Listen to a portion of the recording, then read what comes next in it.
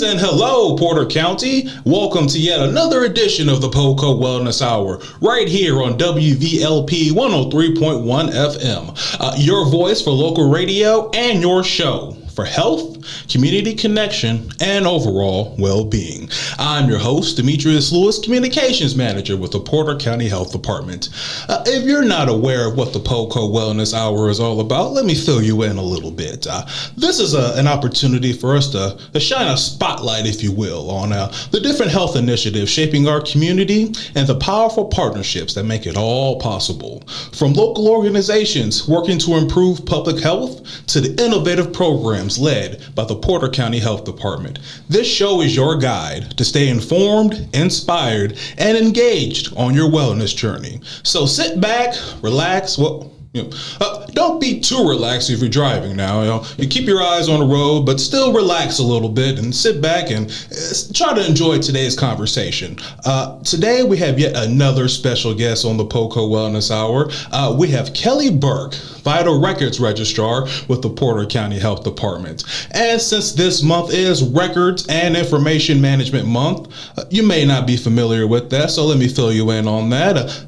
This happens every April. It's an opportunity. This initiative promotes good record keeping and the importance of good organization. So while you're getting your spring cleaning affairs in order from all that clutter that you've accumulated from the fall and the winter, make sure that you put your important documents in a place that you'll remember and in a safe place. So we thought with this initiative taking place in April, who better than to bring in someone who deals with important records and documents all day long. Kelli, how you doing today? Good. How is it going? It's going good, man. We really appreciate your time here on the PoCo Wellness Hour. I know you're a busy lady. All those people at the Porter County Health Department are very busy, so we really appreciate your time, and we appreciate everyone who makes an appearance on the PoCo Wellness Hour. Of course, it's my pleasure. Well, let's get right into it, Kelli. So you are a Vital Records Registrar. Sounds fancy. So can you start by telling me a little bit about your role and what does a Vital Records Registrar do at the Porter County Health Department? Sure. So I help people get important documents like birth and death certificates. Mm-hmm. It might sound just like paperwork, but these records are a big part of people's lives. They're needed for things like passports, school, and even settling estates. A lot of what I do is making sure everything is accurate and helping families through the process. We also handle things like legal name changes, amendments, and paternity affidavits. Okay, so birth certificates, death certificates, these are essential documents. Can you explain the process of obtaining these records and what people need to know if they want to come in to get these kind of services from you? Sure. We have a couple of options for obtaining a birth or death certificate. You can either come in person to one of our locations. We have a Valpo office and a Portage office, mm-hmm. and we offer online services. You can go to our website and request either a birth or death certificate. They will have to fill out an application and show a valid driver's license for verification purposes. How long have you been at the Porter County Health Department? For over a year. Okay. How did you get to the health department? Talk a little bit about your journey. What led you here? So I started off in county government mm-hmm. At the age of 20. So I started off working for my mom, who was a township assessor, moved to working at the prosecuting attorney's office in LaPorte for the child support office. I've also worked for Indiana State Prison, Department of Corrections. So I wanted to stay in local government. I've always been a strong advocate, and it felt like the right fit for me. Okay. So you've been in government ever since, for a while. For a long time. Gotcha. Yes. And I see you're trying to stick with it, I see. Yes. Can we talk a little bit about, you mentioned the paternity affidavit. What is that and when is it needed? So a paternity affidavit is a legal document that establishes fatherhood when parents are unmarried at the time of birth. It allows the father's name to be added to the birth certificate without a court order, so giving him legal rights and responsibilities. This is important for custody, child support, and securing benefits like health insurance and Social Security for the child. It's usually signed at the hospital after birth, but can also be completed at the health department if both parents agree. Sounds good. How long should people keep these records? We've mentioned a few kinds of records that we have. So how long should people keep these, and what are some of the best ways to store them securely? Like I said, this is the time of year for spring cleaning, is it not? You should always keep important documents like this in a fireproof safe, and try and keep them away from light and moisture. Basements are not a good place to keep important documents like this because they are prone to moisture, which can deteriorate the paper. For your protection, you should hold on to these records indefinitely to prevent identity theft. Okay. We'll get to that in a little bit. That is something else that I wanted to talk about. What should someone do? We're all people. We all make mistakes. But what should someone do if they do lose a birth certificate or a death certificate somehow? So if you lose your birth certificate, you'll need to contact your local health department and apply for a replacement. Most counties do offer online requests to make it easy if you don't live in the county that you were born in. The state of Indiana did pass a law where any county can print another person or another county's birth certificate.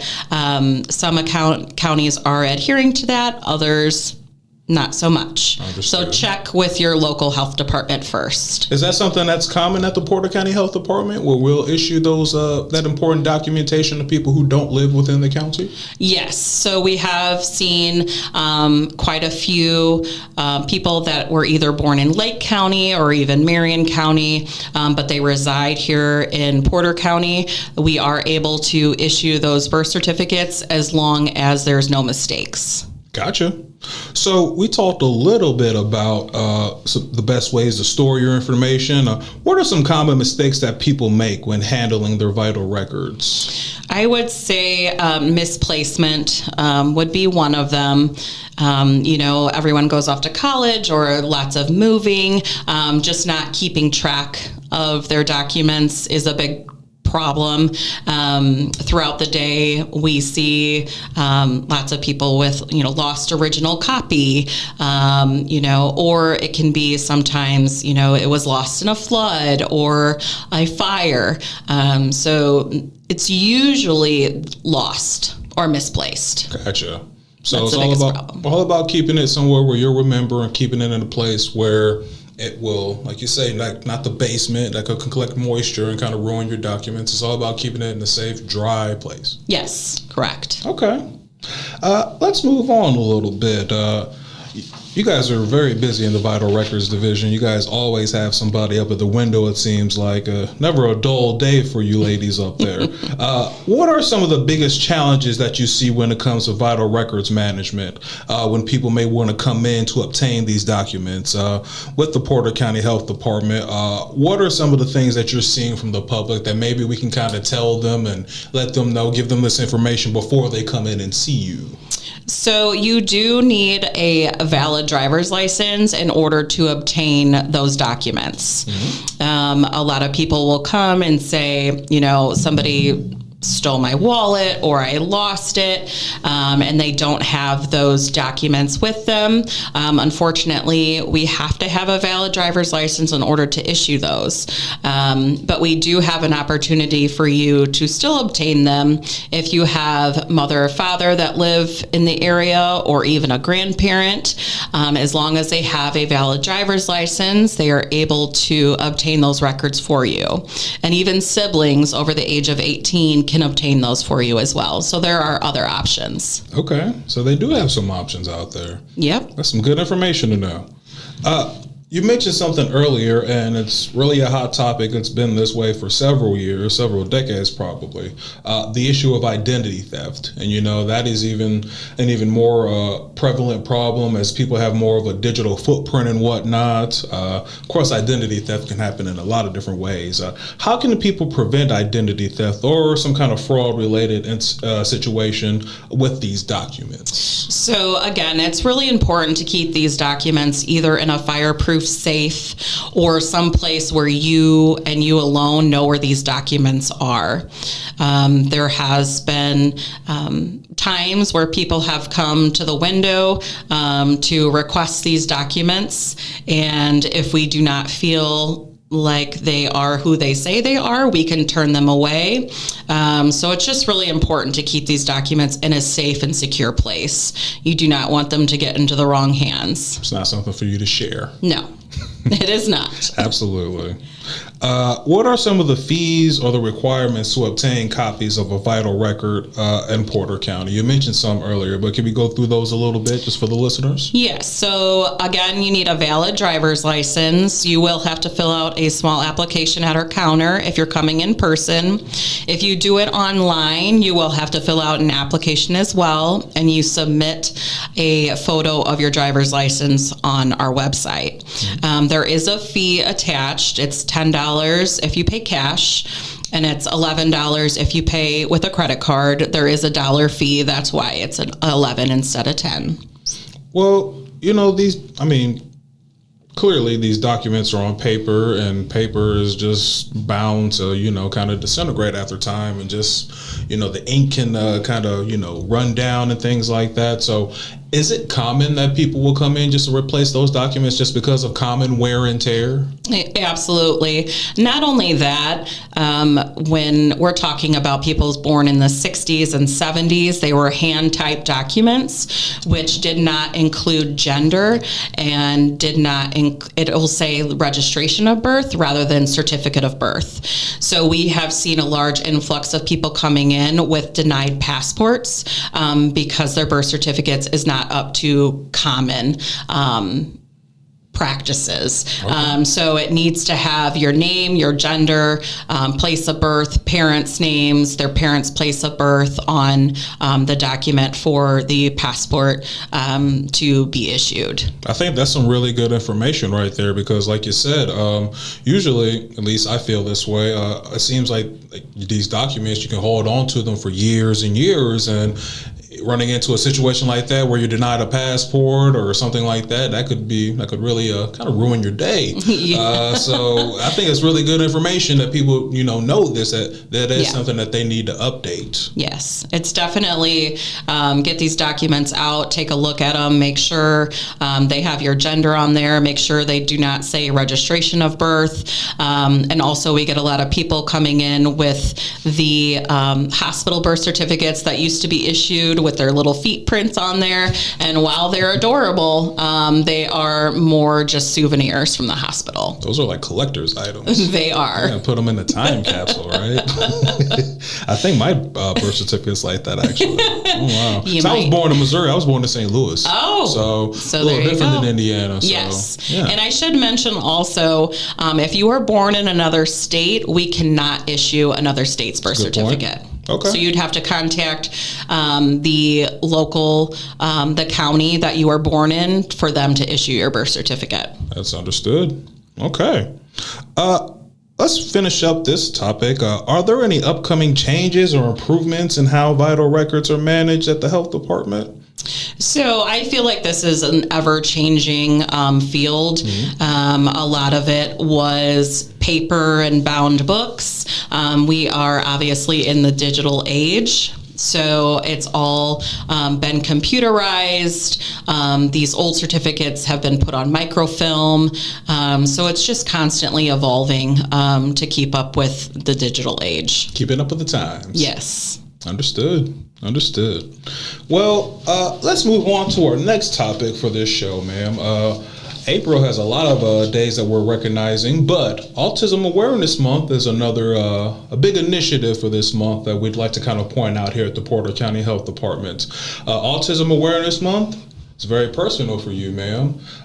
Can you share a little bit about how autism has affected your family and your daily life a little bit? Absolutely. So autism awareness is deeply personal for me because of my son, Luke. He has severe level 3 autism. He was diagnosed at 2.5. And since then, our daily lives have revolved around understanding and supporting his unique needs.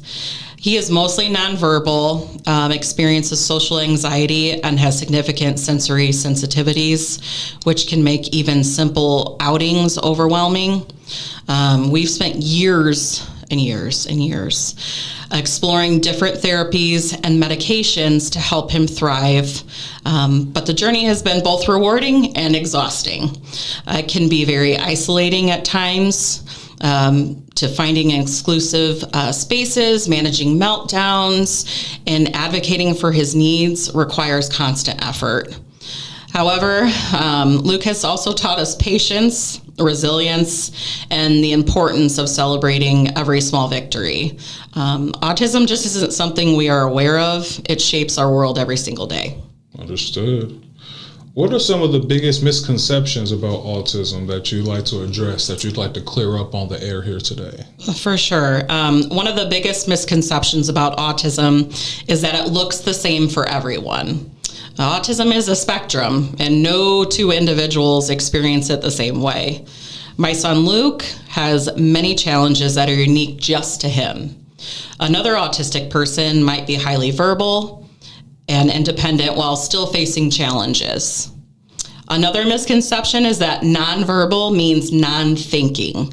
Just because Luke doesn't speak doesn't mean he doesn't understand or have thoughts, feelings, and preferences.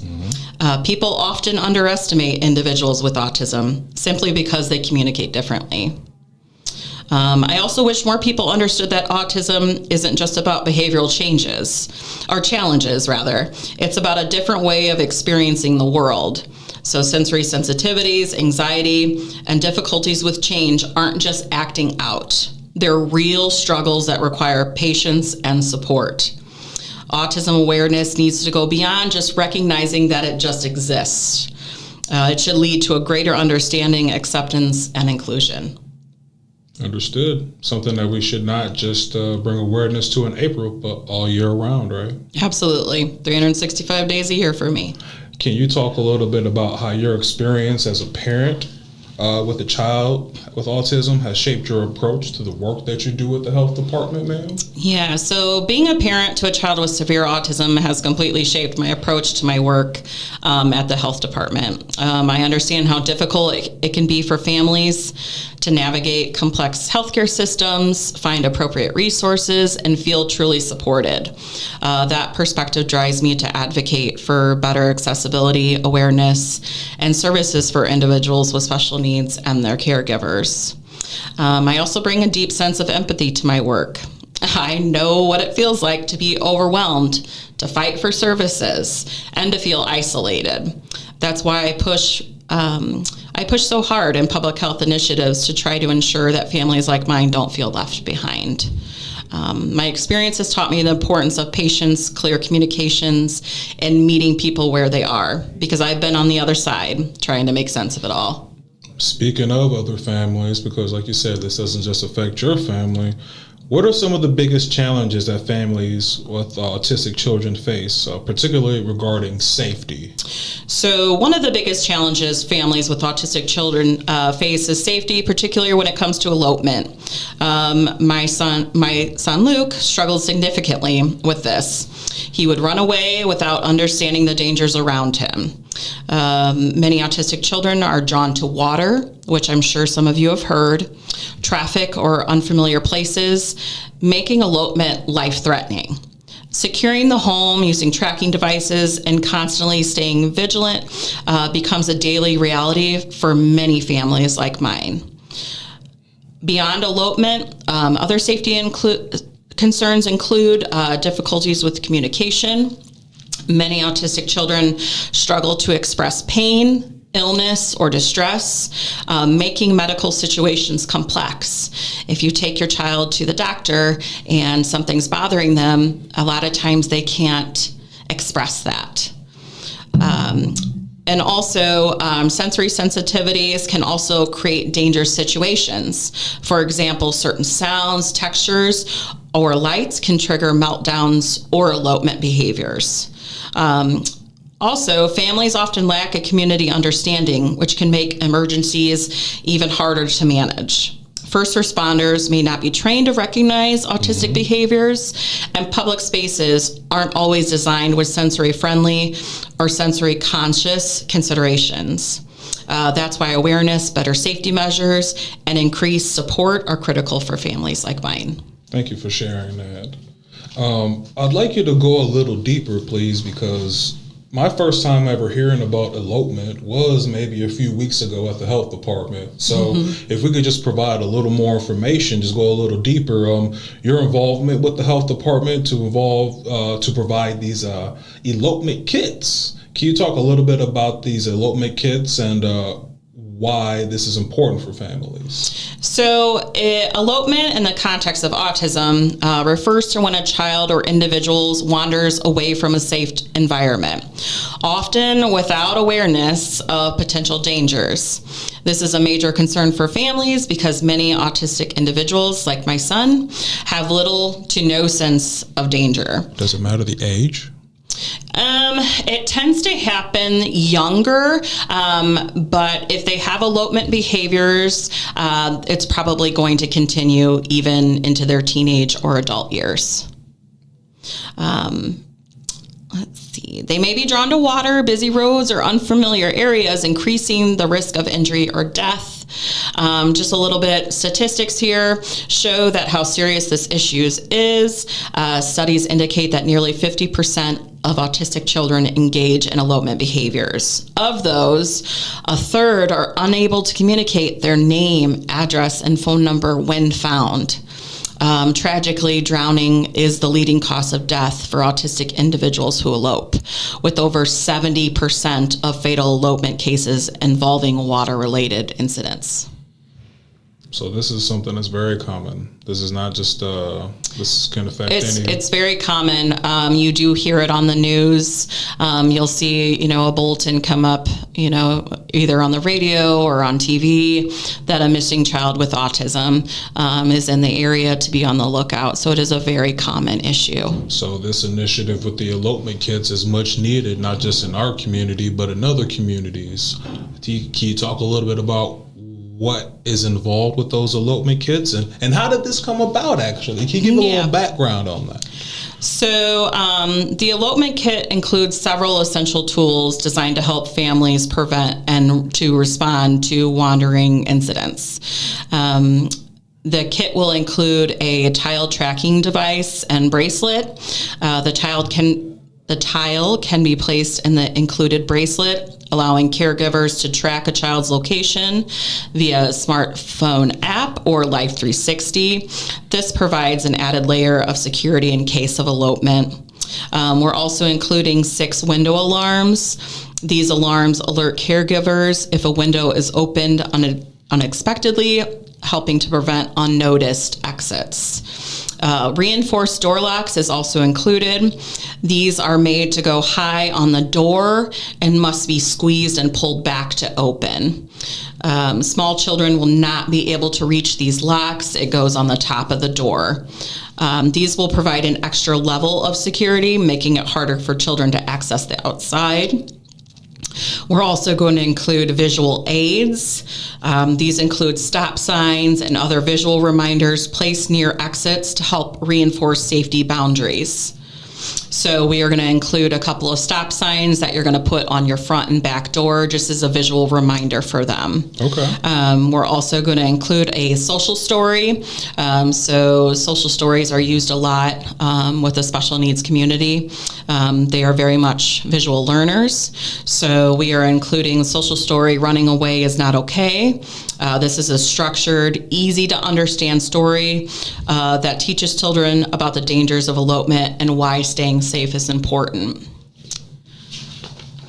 And lastly, we're going to include educational materials. These provide guidance for caregivers on elopement prevention and strategies, how to prepare emergency response plans. Each of these tools address a different aspect of elopement prevention, whether it's increasing security at home, teaching safety concepts, or providing caregivers with essential resources. I believe that these components together create a comprehensive approach to keeping autistic individuals safe. This all sounds fascinating. Everything in this toolbox, in this toolkit, this elopement kit, if you will, has a very designed purpose to really help these families, help families like you, ma'am. Yes. Have you seen this in other communities, or what was your, is this something you kind of came up with, the elopement kit itself, each item in there, or how did you get the inspiration for this? So Luke, my son, started exhibiting these behaviors at a very early age. I would say 18 months. I noticed that he would leave an area of safety. And so when he was first diagnosed at 2.5, it was never brought up to me that this was a risk. I didn't know it was a risk until it happened. So he eloped from our home and went into a neighbor's house and was sitting on their couch. So he just had no boundaries as to, I shouldn't enter another person's home or this isn't safe. So then we had to create these safety measures in our home after that incident. Unfortunately, it took much time to figure out what worked for Luke. So this kit has been years and years in the making, just using different products. And this to me is the most comprehensive toolbox that I have used and that have worked for me and my family. I'm not sure if you may be able to answer this, but have you seen any initiatives like this in any other communities or anywhere else? So there have been a few national programs for a safety box, but it's obviously expensive to provide these materials. So they were definitely lacking in their contents. So while they might provide a stop sign and educational materials, and maybe they'll have a window alarm, something like that, they wouldn't have the comprehensive items that we have put together. Okay. This is something that you think could pick up? Other counties will probably pick this up, hopefully? Absolutely. I've actually spoken with a few special education teachers where my son attends, and they are just thrilled that I put together something like this, and they are hoping that it reaches their county. This is amazing work, Kelli. Thank you so much. Awesome. Thank you so much. How can families in Porter County access these kits? So families in Porter County can access the elopement kits in a few ways. Right now, an online application is in the works. Which will allow parents to apply for a kit once it becomes available. In the meantime, families can fill out a paper application to request a kit. Okay. Because resources are limited, children must demonstrate a need for the kit to qualify. Additionally, the Porter County Health Department is planning on working with local schools and self-school to identify students who might benefit for an elopement kit. For more information on how to apply or to request a paper applications, parents can reach out to the Porter County Health Department directly. Absolutely. Thank you so much for that information. What kind of words of advice, what kind of inspiration would you want to give to families who are navigating the same journey that you are, a child with autism, especially those dealing with these elopement concerns? What kind of inspiration with your experience can you give someone listening right now? So navigating autism, especially elopement, can be overwhelming and honestly one of the most terrifying experiences of my entire life. I think that is what really inspired this. I don't want any parent to ever feel that sense of helplessness you have when a child elopes. So preparation and support are what really make the difference. So securing your home, creating an emergency plan, have a list of contacts, a recent photo, favorite locations ready. My son, one of his favorite locations was Walmart. So he eloped one time and wanted to go to Walmart. He didn't understand that you can't do that at 6 o'clock in the morning without your parents, but he tried. You're going to teach safety skills. So use those social stories. Enroll the child in swim lessons. The Valpo Y actually offers a special needs swim class, which is very vital for those kiddos who are drawn to water. And you're going to use this repetitive drills to reinforce safety. So kids with autism do great when things are done in repetition. So reading that social story every day would be very valuable to them. You also want to alert your community, inform neighbors, school staff, and law enforcement about the elopement risks. So when we moved last May into our new home, I knocked on several neighbors' doors surrounding my house and let them know, showed them a picture of Luke and said, you know, my name's Kelli. My son Luke has severe autism. If you see him out of the house without one of us present, there is a problem. Please go sit with him and, you know, here's my phone number. Call me if this ever occurs. You also have to stay vigilant in public. So, you know, if you're at the grocery store or if you're at a community event, a lot of times these kids have sensory sensitivities. So if there's lots of noise or there's a big flash like fireworks, you need to make sure that you have eyes on them at all times, because those are the times they'll elope from that. And you also need to seek support. Connect with autism support groups, therapists, and local organizations offering help. You can't do it alone. It really does take a village when you have a special needs child. And then beyond elopement, autism can be so isolating. You know, a lot of people might not have a child with autism, so they don't understand what you're going through and might not know what to say. So that's why building a strong support system is huge. Embrace those small victories. You know, if your child, for example, a couple weeks ago, Luke ate for the first time in the cafeteria, where he would not go for years. And his teacher sent me a picture of him eating his Eggo waffle, and it was just, that's a small victory for Luke. Mm-hmm. So really embrace and celebrate that. And remember that progress looks different for every child.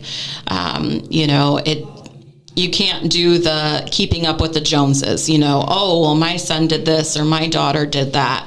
I know it's hard to not compare, but comparison is a thief of joy. I really do believe that.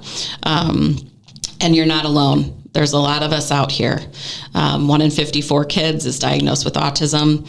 So there are a lot of people out there that, you know, understand the path that you are walking. And you've mentioned this a couple of times now, but it seems like the key to all this is the patience. Absolutely. Letting them kind of come into their own, the patience aspect of things. Yes. It can be very trying. You know, you take one step forward, 2 step back, but having that patience and understanding they didn't choose to have autism. You know, we teach them, they go to therapies, they do all these things to live in the neurotypical world, but we fail to realize that they're trying to live in our world.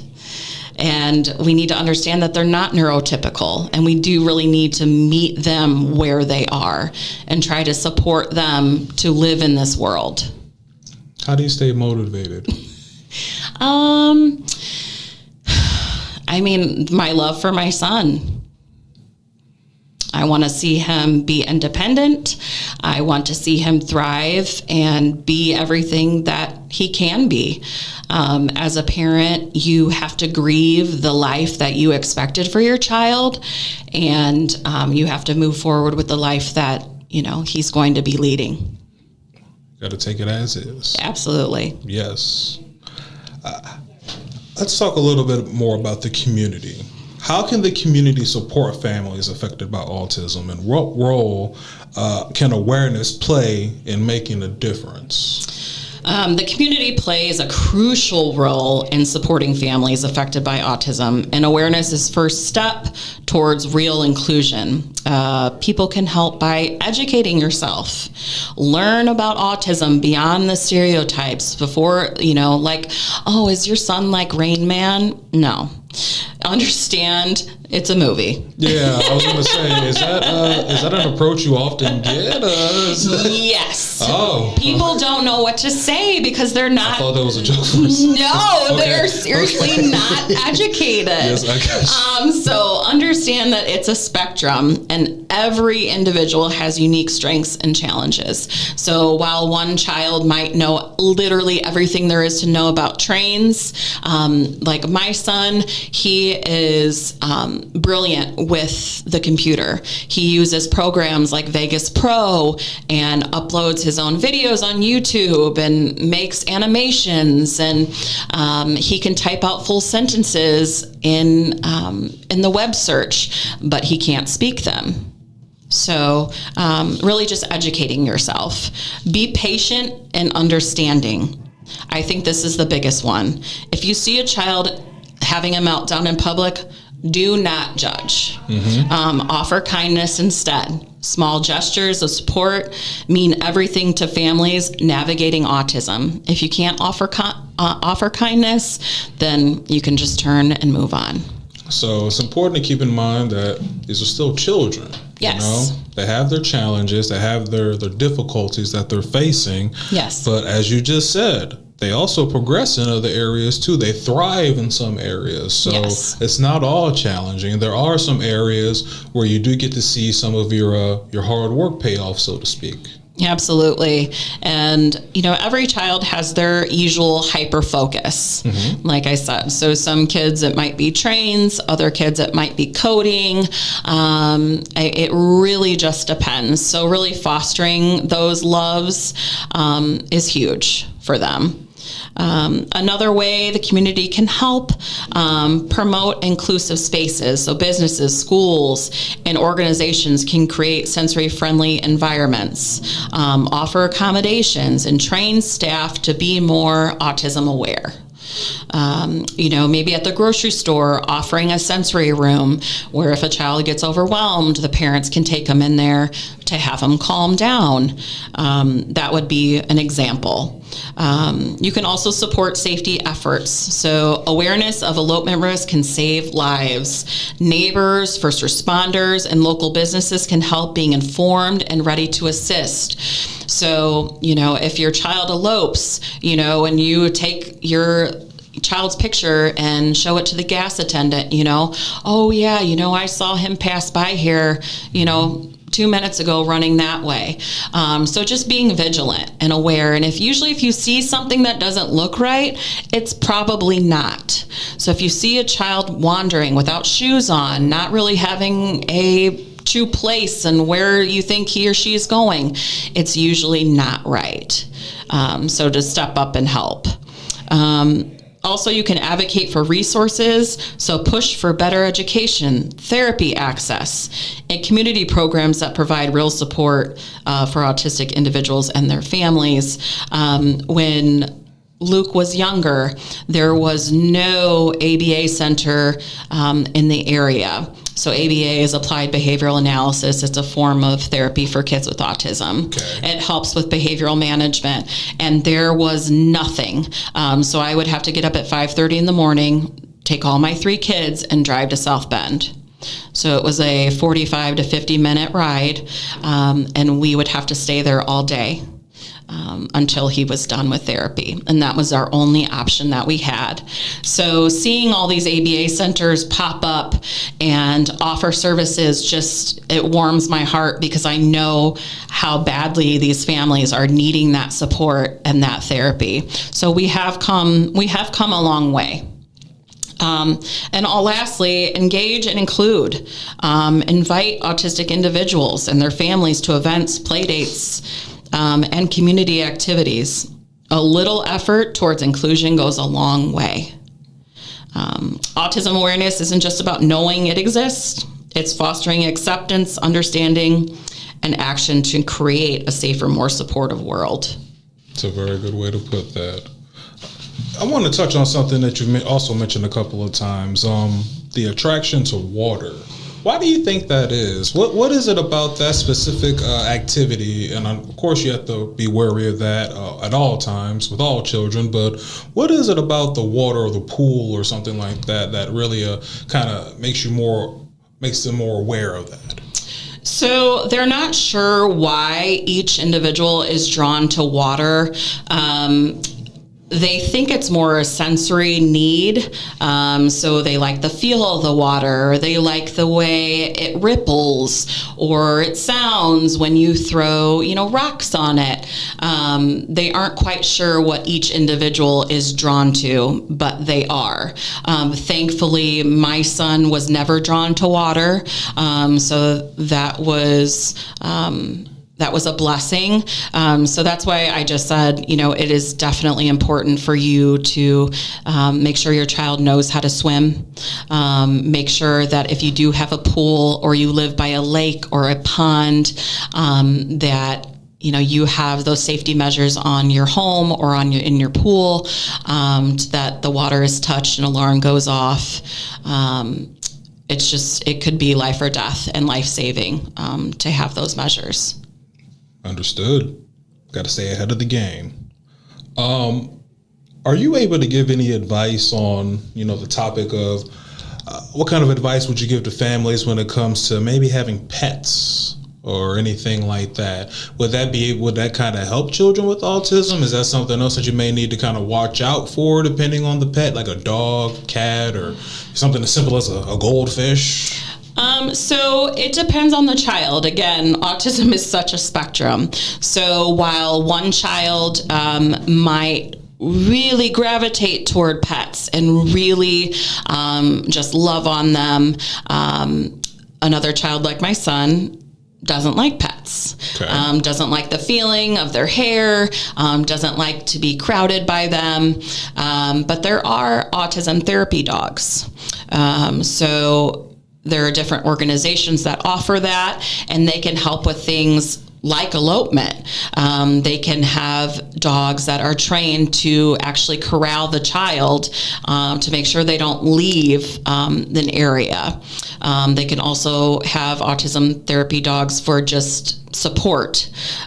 So yeah, it is very cool. So if your child is into animals, that's definitely one option. Did not know that. Mm-hmm. Man's best friend. So many purposes. That is, but like you said, it's not for everyone. So it isn't for everyone. Yes. You have to know your child and your family situation. Absolutely. Yes.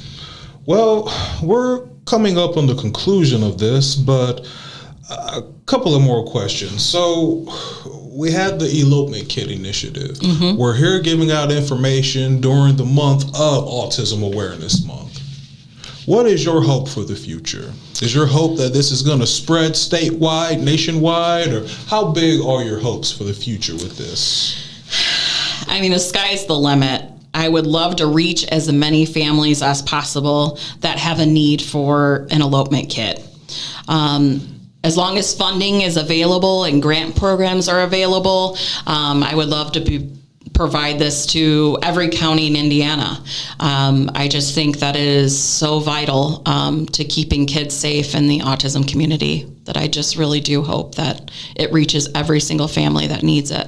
Absolutely.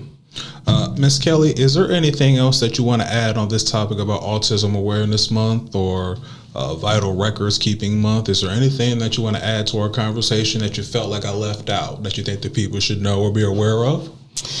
I just think that as pertaining to autism, just please seek support. There are people out there that have been through it.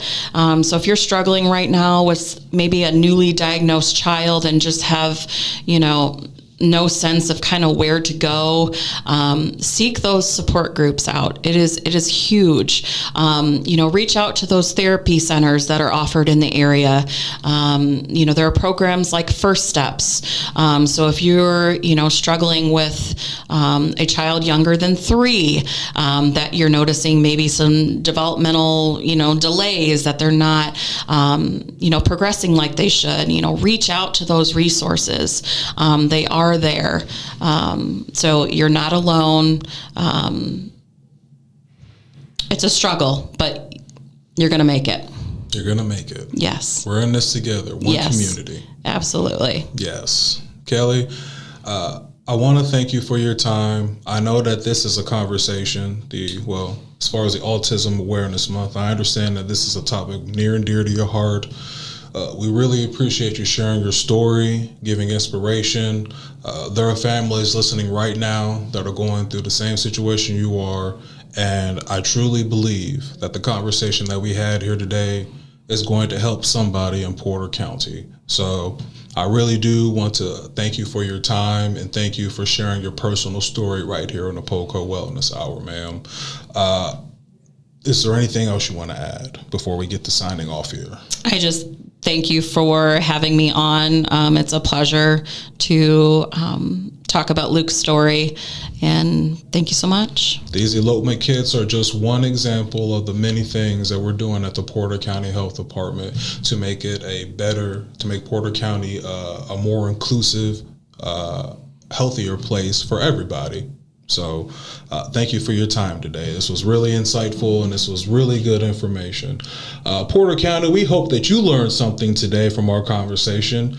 Remember, a healthy community starts with each and every one of us. This is a team effort. For more information on the programs and initiatives that we discussed today, please visit us on our websites and our social media. You can find us on the Porter County government website at www.portercountyin.gov, or you can go straight to our health department website, which is at www.in.gov/local health/Porter County. Or you can just go straight to our social media websites. We are on Twitter or X, x.com/county_Porter. You can find us on Facebook at facebook.com/Porter County Health DEPT, or you can find us on Instagram at Porter_County HD. Once again, this is Demetrius Lewis, Communications Manager for the Porter County Health Department. Thank you for joining us on the PoCo Wellness Hour on WVLP 103.1 FM. This is your show for community connection, health, and overall well-being. We hope you have a safe and wonderful week. Thank you for listening.